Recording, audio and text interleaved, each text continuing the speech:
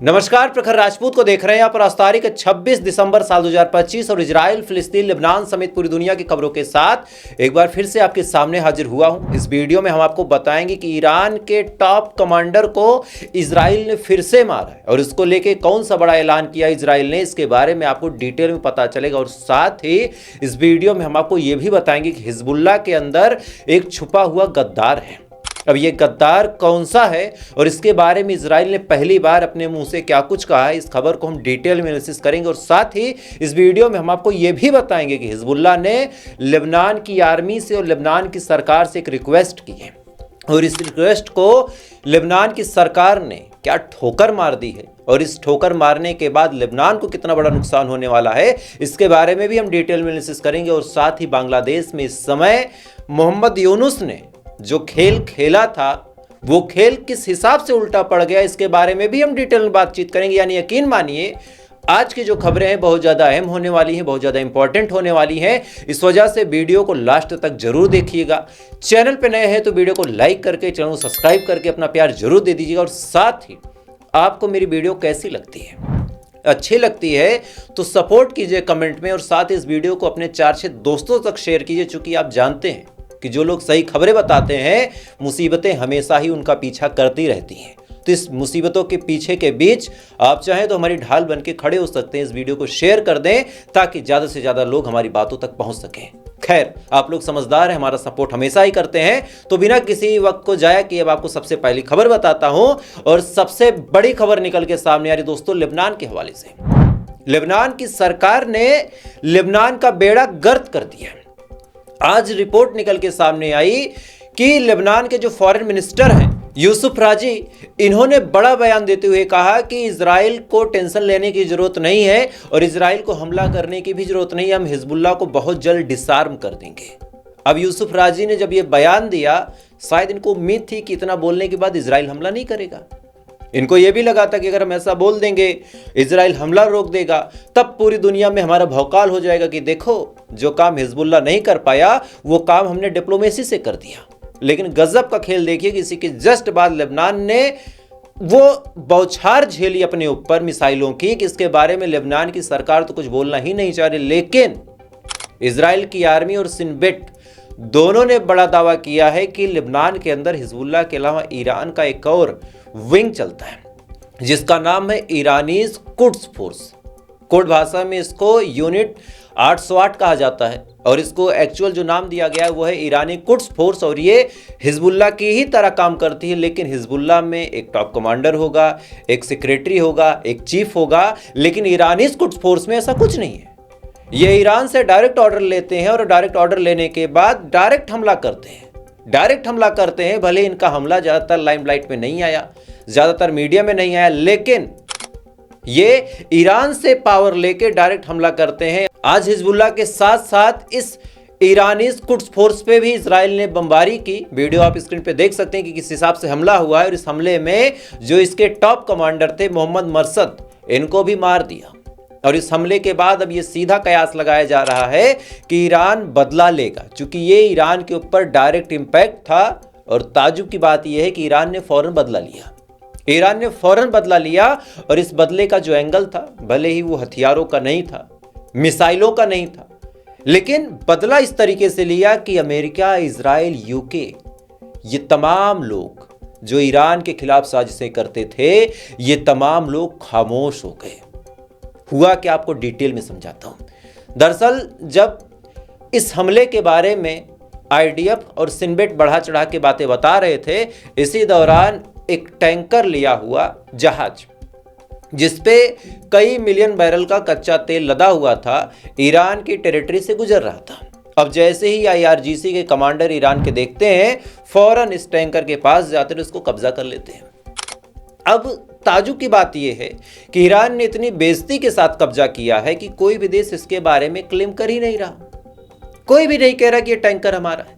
लेकिन हम सभी जानते हैं कि अगर ईरान ने कब्जा किया है तो सऊदी अरब का जहाज नहीं कब्जा करेगा, भारत का जहाज नहीं कब्जा करेगा, पाकिस्तान का भी नहीं करेगा, किसी और देश का नहीं करेगा। अगर इसको करना होगा तो ये करेगा किसका?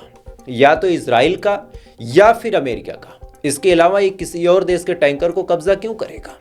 यानी एक ऐसा तीर छोड़ा है कि पाँव में भी चुभा है, पेट में भी लगा है, लेकिन चीख मुंह से नहीं निकल रही। इस लेवल पे ईरान ने आज इनको पैरालाइज किया और जिस हिसाब से कब्जा किया है ना, आज पूरी दुनिया सवाल पूछ रही कि आखिर ये टैंकर है किसका। साथ ही जो सामने से जवाब आ रहा है कि भाई ये स्मगलिंग का टैंकर था। अरे स्मगलिंग का भी था तो कहीं से तो उठ के आया होगा, कहीं तो जा रहा होगा। एक जहाज चलती है तो कहीं से वो टेक ऑफ करती है, कहीं वो लैंड करती है। इसका तो भी कुछ ऐसा एक उद्देश्य होगा, एक गंतव्य होगा, एक मंजिल होगी जहां ये जाना चाहता था। लेकिन कोई भी देश इसके बारे में क्लेम नहीं कर रहा। वहीं आज हिजबुल्लाह ने भी एक बड़ा बयान दिया है और अपनी सरकार से कहा है कि आप इजराइल की आर्मी के दबाव में ना आए।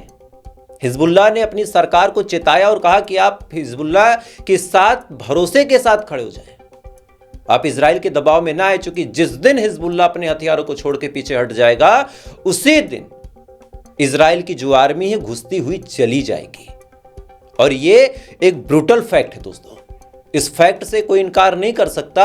आज अगर गाजा बचा है तो वहां के जो लड़ाके हैं वो बचा के रखे हैं।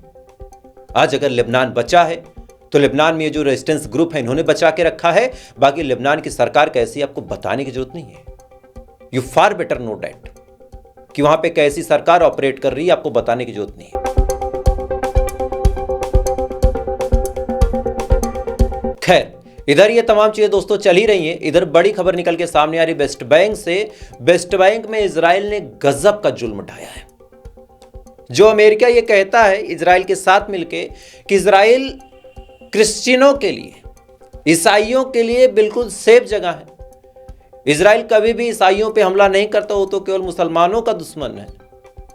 आज उस अमेरिका को एक तस्वीर दिखाना चाहता हूं। यह तस्वीर एडम नामक शख्स ने शेयर की है और इस तस्वीर की सबसे खास बात यह है कि ये इसी वेस्ट बैंक का है। वेस्ट बैंक में एक जगह लगती तैयबा, इसी तैयबा इलाके में ईसाइयों की एक बस्ती है और रिपोर्ट निकल के सामने आ रही कि क्रिसमस के मौके पे इस बस्ती में इजराइल ने आगजनी कर दी। सोशल मीडिया का ये वीडियो काफी वायरल है, जिसको अब अभी आपको मैं दिखाऊंगा। आप वीडियो देखें पहले।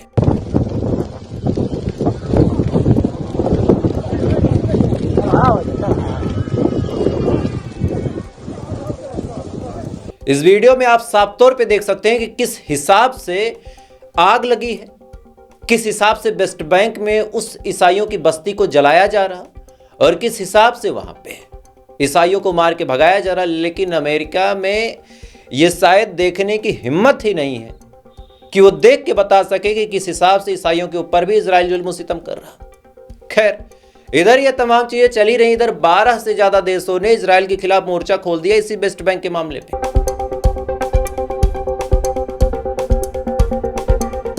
दरअसल आपने रिपोर्ट देखी होगी कि वेस्ट बैंक में 19 से ज्यादा सेटलमेंट इजराइल ने किया है और इस सेटलमेंट को लेके इजराइल ने कहा कि यहां पे हम 19 बस्तियां बसाएंगे। शुरुआत में रिपोर्ट आई थी, लोगों ने कहा था कि 19 घर बसाए जाएंगे।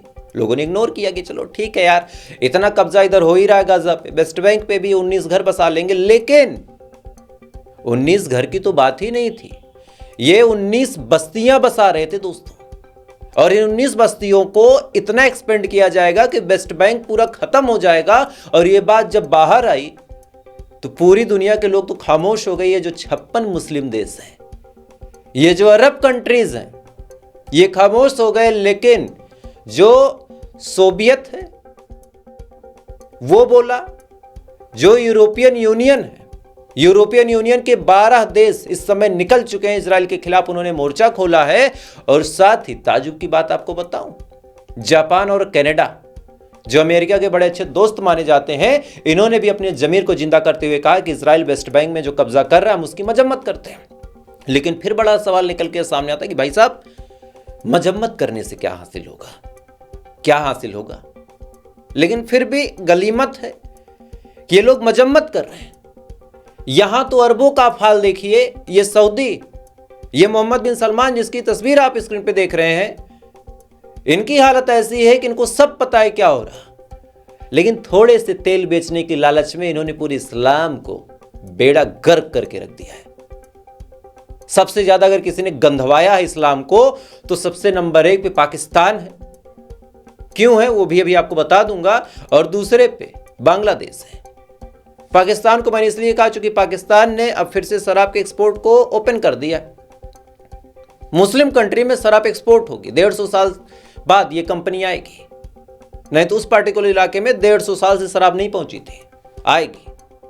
सऊदी अरब ने क्या किया आपको पता ही होगा कि बार पे बार बनवाए जा रहे हैं, नंगी नंगी लड़कियों को नचवाया जा रहा। ये इस्लाम की तरबियत है। खैर, इधर ये तमाम चीजें दोस्तों चली रही, इधर इजराइल के चैनल 12 ने बड़ा दावा करते हुए कहा है, और ये दावा कोई हल्के में नहीं है। इस दावे की गंभीरता को जब आप समझेंगे तो समझने के बाद जो चीज प्रखर राजपूत पिछले 6 महीने से चीख चीख के चिल्ला चिल्ला के बता बता के थक गया, वही दावा आज 6 महीने बाद इजराइल ने कर दिया।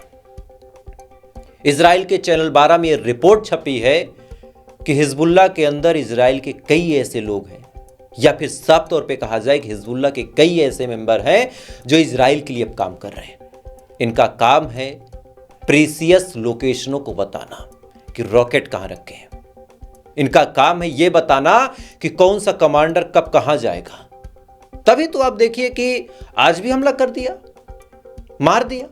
कुछ टाइम पहले भी हमला हुआ था, फिर हमला हुआ था। लगातार इस समय एयर स्ट्राइक कर रहा है इजराइल। कैसे? और बहुत सटीक एयर स्ट्राइक कर रहा है। और ये सटीक एयर स्ट्राइक तभी पॉसिबल है जब अंदर का कोई इंटेल देने वाला हो। और आज चैनल 12 ने यह दावा भी कर दिया कि हाँ, कोई तो है जो इनपुट दे रहा है, इंटेल दे रहा है, भले ही नाम डिस्क्लोज नहीं हुआ। तो अगर हिजबुल्लाह को, ईरान को जीतना है और इवन हमास को भी जीतना है, तो पहले अपने अंदर के गद्दारों को छांटना पड़ेगा।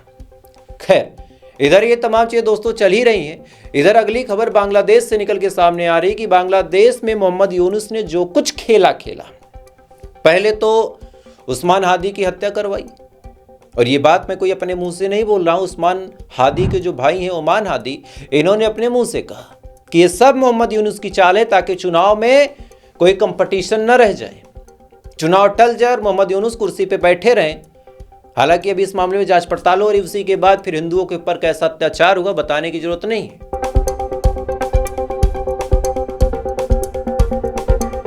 जब अत्याचार हुआ, दीपू चंद दास को मारा गया, पीटा गया, जलाया गया, पूरी दुनिया में जब इसके खिलाफ आवाज उठी, तब इन्होंने कहा कि जो हिंदुओं के घर पे अत्याचार करते हैं, अगर उनकी कोई लोकेशन बताएगा तो हम इनाम देंगे।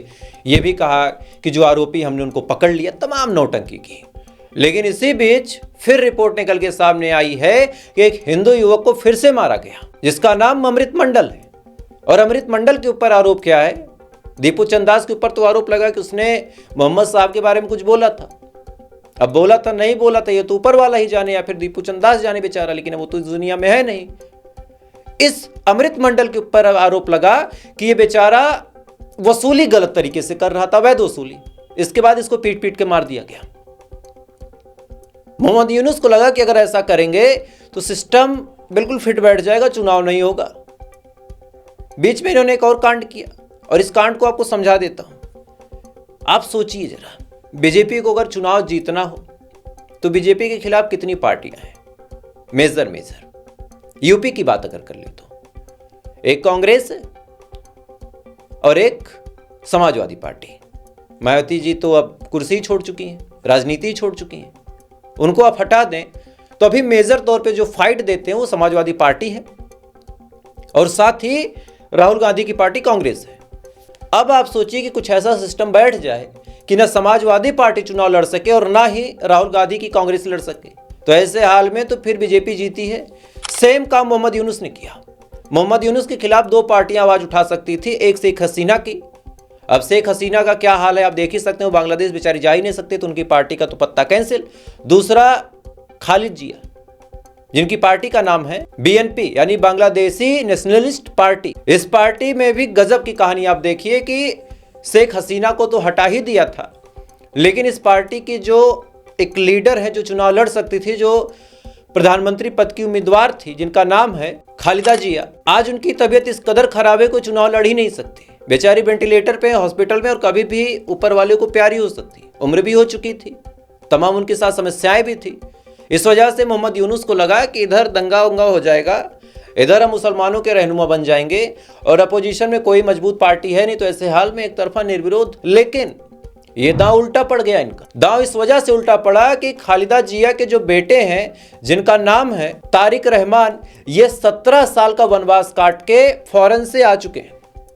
इनके ऊपर कुछ चार्जेस लगे थे जिस वजह से ये देश छोड़ के जा चुके थे, लेकिन अब ये आ चुके हैं और आने के बाद ये अपने पार्टी की अध्यक्षता को संभाल रहे हैं और आने वाले कुछ दिनों में ये चुनाव कैंपेनिंग में उतरेंगे। और जिस हिसाब से मोहम्मद यूनुस ने बांग्लादेश का बेड़ा गर्क करके रखा है, रिपोर्ट ये निकल के सामने आ रही है कि आने वाले टाइम में खालिदा जिया के बेटे की ही सरकार बनेगी, यानी बीएनपी की। और जिस हिसाब से वो आए, जिस हिसाब से उनका स्वागत हुआ, जिस हिसाब से पुलिस प्रोटोकॉल मिला, आप एक बार उसका वीडियो भी देख लीजिए।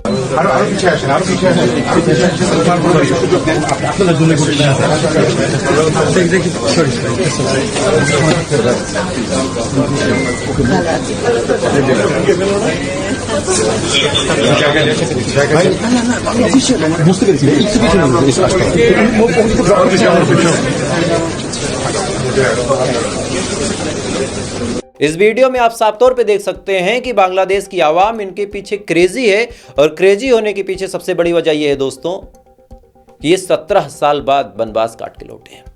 इनको फर्जी मुकदमे में फंसा के देश से देश बदर कर दिया गया और इसका रिजल्ट ये है कि 17 साल तक बंदा बाहर रहा। आज ये आया है, बाकायदा इसकी भी सिक्योरिटी का इंतजाम किया गया है और स्वागत में लोग परेशान हैं। तो आने वाले टाइम में मोहम्मद यूनुस का जो दांव था उसके ऊपर उल्टा पड़ चुका है। खैर,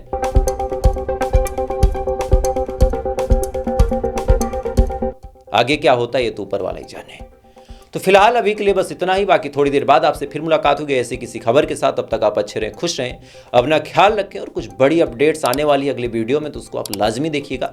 चैनल पे नए हैं तो सब्सक्राइब बटन जरूर दबा लीजिएगा ताकि जब भी हम वीडियो लाएं सबसे पहले आप तक पहुंचे। बाकी तब तक थोड़ी देर बाद फिर मिलते हैं ऐसी किसी खबर के साथ। आप अच्छे रहें, खुश रहें। जय हिंद। ऊपर वाला आपकी हिफाजत।